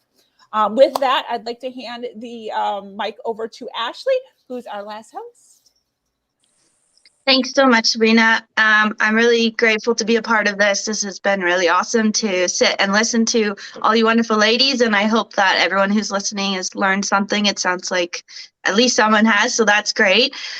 So I'm Ashley. I'm from Canada, and I have a podcast called In Tune With Yourself. And I have been really working on myself in the last 2 years, really since COVID happened. It kind of hit me really hard, as I said before. My question to the group is, for people who are just starting to work on their personal development or figuring out their story, or however they want to start to grow and get out of maybe the funk they're in, what would you recommend is tools to start? Like, what would you say would be the easiest way to start? Because sometimes it can feel really overwhelming if you're like, I got to work on myself. What am I going to do? How do I start? Where do I even go? So I think if we can provide, especially at the end, some tips and tools that could help people start and go from there. Let's start with Jenn. So I love this question because it also piggybacks on what my suggestion is piggybacks on what Sabrina was just talking about with like the yes girl thing. And for a lot of my clients, I have a lot of high achievers who struggle to celebrate themselves. And for them, what they want to start working on is really that, like, they have a inflated self of confidence, but they really question themselves and everything that they do. So one of the tips and tools that I give them is to keep a celebration journal. So it's a combination. Typically, I recommend it as a combination journal where they write down every day 1 or 2 things that they're grateful for and 1 or 2 things that they're proud of themselves for. I like that. And when you start into this journey of self-development, at least for a lot of my clients who their expectations are so high and they're constantly like missing that mark, it's just giving yourself permission to recognize it. So kind of like Sabrina's yes girl, but it's getting it on paper to make it real. Because if it's just circling in our head, it's like that negative self-talk kicks in. So I think it helps with that awareness. So definitely celebration journal, and then just being aware of what you want to work on and kind of focusing and giving yourself permission. So thank you. I love that. Celebrating the little wins. I've learned that is huge. Even if it, like Sabrina said, even if it's making your bread, some people don't do that. So it's getting down to the little bits and seeing what helps. And it actually feels really good. It's like when you go stand in the mirror and you say a nice thing about yourself, like, oh, you look beautiful today. Like that changes your mood. Even if you don't believe it, just saying it is like instant, like it just gets you and you're like, okay, yeah, I can't help but smile. And then you move on with your day. So that's great. Yeah. And the gratitude that everybody was talking about earlier, when I was in my lowest of lows at work, when I was lost and I felt like I was completely alone and navigating this terrible corporate job, and I wasn't willing to accept all the help or acknowledge all the help that was in support that was being given to me. And it was this celebration gratitude journal that really helped me acknowledge that I wasn't alone. So when we think of mental and emotional health, to tie this all together, it's allowing ourselves that safe space, whether it's a journal or a person. It's find somebody or something that can help support you through this journal. And my dog's about to bark, so I'm going to let somebody else talk now. Let's go with Kimberly. Yeah, I agree with Jen. I think it's I completely forgot what I was going to say now. Is letting go, is actually writing down what do I need to let go of, and because this is how we unlearn. Because when we're aware of what we need to let go of, we can start unlearning that process of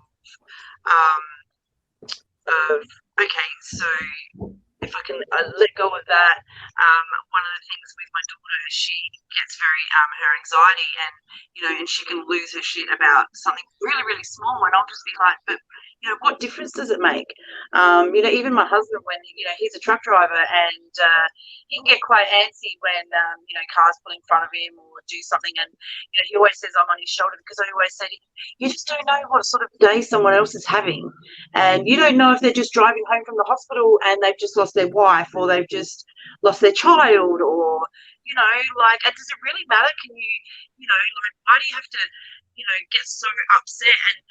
And sometimes he actually thinks that I'm really unemotional. And it's not that I am. It's just that I don't hold on to stuff that he tends to hold on to, or even my daughter, because, and I used to, but now I just know, it's not worth it. Is it going to be the detrimental of your day? Like, what part of your day is it going to ruin? So I'm all about sort of like working out what you need to let go, whether it's, and start small. And then when you can start small, that's when you can really start to unlearn these bad habits of putting these high expectations of yourself and thinking that the world is going to be perfect, because the world is not. Yeah, I agree with you. I just saw Kim had said that hearing all the stories shared today reminds me that the trials of life are universal. It's a great reminder that I'm not alone. And Kim, you're not. You're not We're all alone. here. No. People deal with everything. So yeah. Yeah. I think Nicole was next. If you had something to say, Nicole. Yeah, I think when we're first on this journey of self-development, it's really important to take a look at your inner circle and take a look at who you're surrounded by, who is influencing your thoughts and your energy, and do a cleanup there. if it's not people who are really supporting you and lifting you up, inspiring you and motivating you and supporting you, then X them out, set those boundaries, or just, remove them from the inner circle, and then find people to put inside that circle to be with, who are a community that is going to support and uplift you. And that's like, again, with my morning alignment activations, with my universal abundance community, like that's where I want to spend my whole day. I would just jump in those chats all day long, because it's always people bringing in their positivity. And even when someone comes in with, hey, this is what I'm dealing with today, it's an entire community of support to say, awesome. Okay. Now that you have that awareness, now that you've had that acceptance, what can we do to move forward and through this? Or, you know, how are we going to deal with this, and help you come up with other ways instead of just being more negative energy to help you wallow in that and cause more drama and bring up the denser emotions on the spectrum to feed that train, as Lisa was saying earlier. Instead, what can we do to have an inner circle of people who are going to help us go, ooh, you know what? I have lots of tools in my box to shift this in the other direction. Yeah, that's actually a great point, because I've learned about the circle of 5, and it's the 5 people who are in your circle. And it's okay if like you have people who you go to and talk to and they're your friends or your family, but the people around you who can uplift you, because I had a circle and for my podcast, and I was like talking about it and they weren't excited. They didn't jack me up.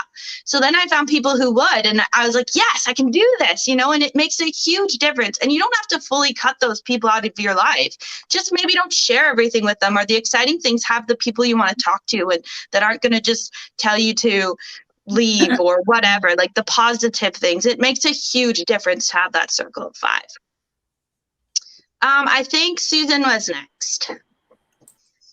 Yeah, thanks. I was reminded of the quote, you can't change the people around you, but you could change the people around you. Yeah. And and I love that, because it's exactly what you're saying is that we cannot change who other people are, but we could stop and look at how they're influencing us and get past the guilt and putting up that boundary. Absolutely. Yeah. Thank you. We'll take Jenn and then Christine. I just wanted to touch on both Nicole and Ashley, your idea of that circle. And Ashley, I like how you kind of narrowed it down further to say circle of 5, but an exercise, if people are looking for an actual tool, if you know the circle of 5 doesn't resonate, I like using a 1-inch box where you literally draw a 1-inch box, and it's very small on your paper, and the names inside are the names of the people whose opinions truly matter and influence you in a positive way. And when you only give yourself a box and you don't cheat, it's very impactful to see who actually makes it inside that sacred box and who's on the outside. And the trick is to find people who align and support you in your core values. I love that. Yeah. So whether it's a circle of 5 or a 1-inch box where you write microscopic, it is really important to get that on paper to understand who is your network. So I think about for somebody that's really just kind of getting started with all of this, I think it can be really intimidating. I know, like in my brain, I'm like, oh, I've got to do this, I've got to do this, I've got to do this.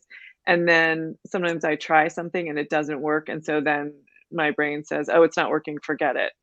And so I think it's really important to start small and to build up that self-trust, because so often when we're in this place where we feel like we need to make a change, we've lost our self-trust because we've like allowed other people to talk over our feelings, or we've done things that we were supposed to do because we were supposed to do them, not because we wanted to, or because that was what really fed our souls. So I think like start small and think about, you know, in terms of like that circle of 5 or that network. For sometimes people feel really alone and they look around their world and they think there's nobody that's going to help me do that. So then like those online communities are really important, or find a great podcast that really inspires you that you can listen to on your way to work or while you're making dinner, or like find those little things that are going to start to shift your brain, or do a meditation,